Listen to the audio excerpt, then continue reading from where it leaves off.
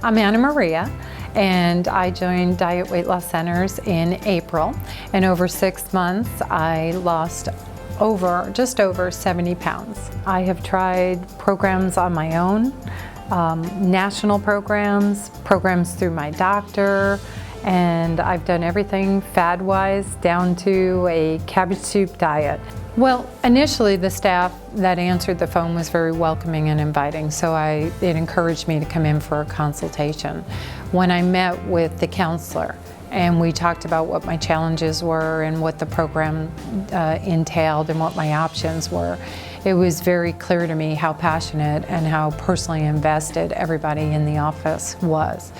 And without a doubt at that moment I made the decision that I was in the right place.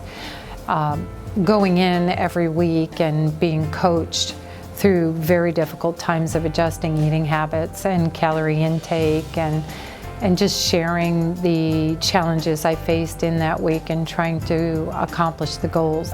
So having the medical professionals on staff was not only a confidence builder initially in the program, but I came to actually rely on it because I knew that they were not only guiding me through weight loss, but they were focused on my health, that I forgot how great I could feel.